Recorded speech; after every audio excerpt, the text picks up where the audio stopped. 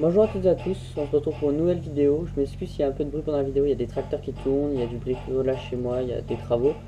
Donc je suis désolé s'il y a un peu de bruit, parasite. En tout cas, j'ai reçu un petit colis qui je pense va vous intéresser. J'ai ouvert ça pour voir ce que c'était et quand j'ai vu, je me suis dit qu'il fallait qu'on l'ouvre ensemble. Donc on va tout de suite s'en occuper de ce colis. Ça risque d'être assez intéressant et ça va en intéresser plus d'un. J'ai mis la photo sur Facebook. Donc certains sont déjà au courant.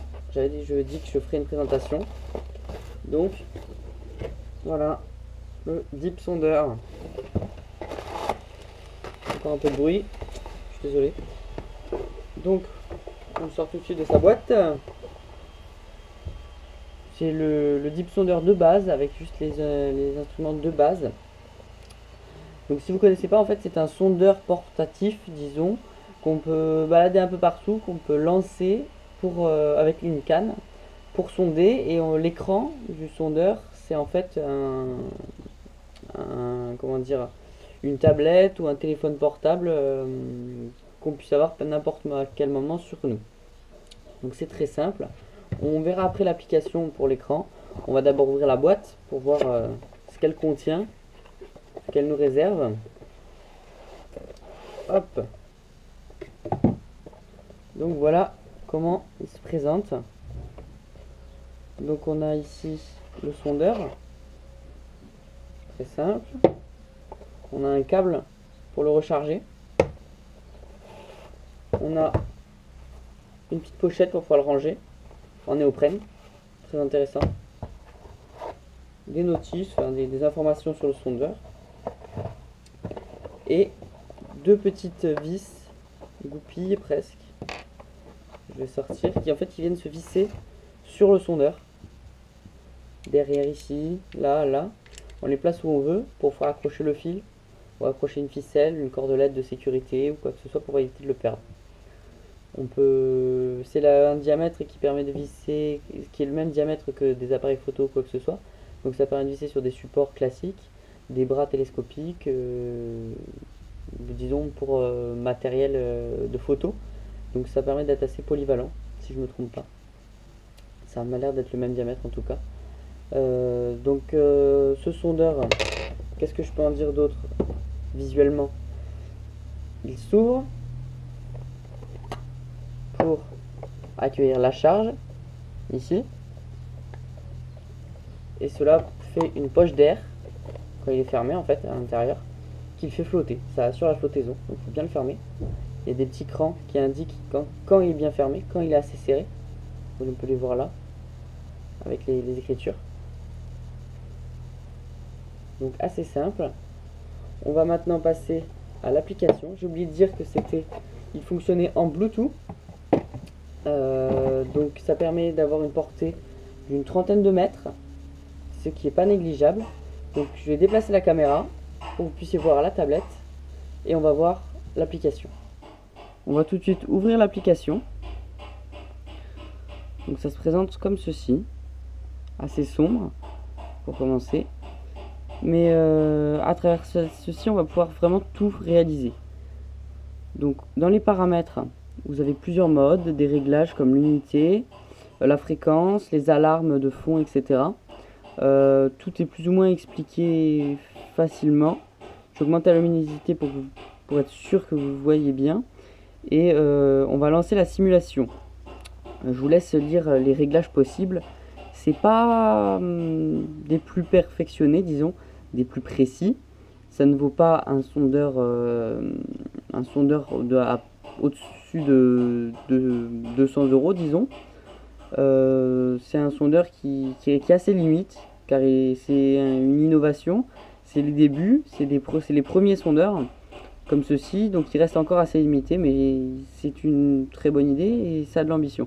Donc on va lancer la simulation, voilà, pour que vous puissiez voir comment ça se présente. Donc là on a la batterie du sondeur qui est affichée, on a le mode Bluetooth, la distance, ici c'est la réception. Là on a les icônes de poisson. Ça c'est la première chose à mon goût à désactiver quand on a un sondeur. Donc pour les désactiver, c'est ici les réglages de base, la sensibilité, les réglages rapides en fait. quand on est connecté au sondeur et qu'on sonde un endroit. C'est des réglages rapides. Les autres, c'est des réglages de base principaux, disons. Là, c'est pour changer la fréquence, qui permet d'avoir une sensibilité différente et de voir de façon un peu légèrement différente. Et la sensibilité en plus pour éliminer les particules quand il y en a trop. On a ensuite les icônes de poisson qu'on peut désactiver. Là, je peux pas parce que je suis en mode simulation. Je ne peux pas le faire. Je peux rien modifier de ce qui est là. Mais les détails, on peut régler les détails. On peut régler la fréquence comme je l'ai dit, la sensibilité et les icônes de poisson à cet endroit-là. Quels sont les autres avantages de ce sondeur? Les avantages, c'est qu'il, comme j'ai dit, on peut le lancer, donc on peut sonder une rivière en le laissant dériver dans le courant.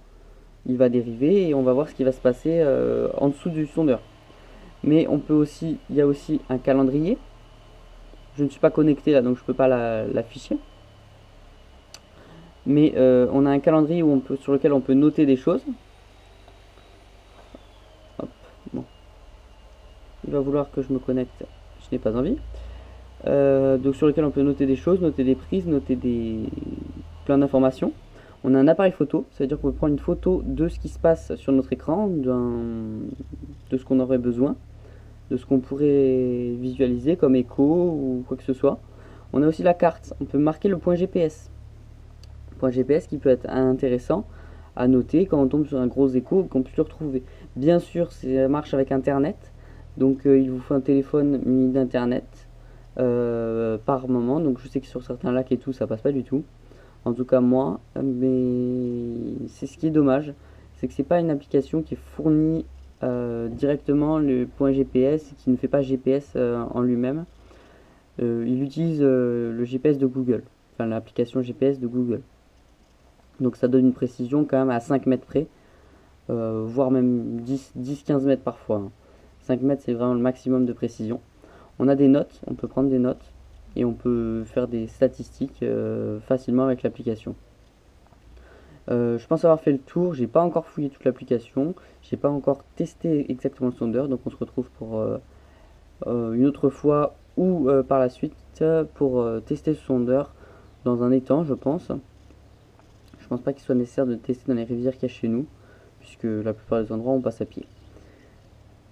Donc voilà, j'espère que cette présentation vous a plu, hein. J'espère que vous avez pu voir à peu près à quoi ça ressemblait, si ça vous intéressait d'en avoir un.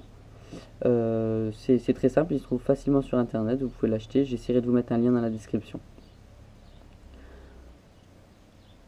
N'hésitez pas à aller voir toutes les autres vidéos qu'il y a sur la chaîne, et à vous abonner si ce n'est pas déjà fait. Allez, ciao ciao. Un petit. Ah, est-ce que c'était un brochet ou une perche? Il est là, je le vois. Il va peut-être revenir. Ouais, je l'ai.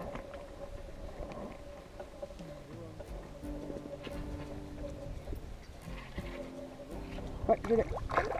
Oh, 40.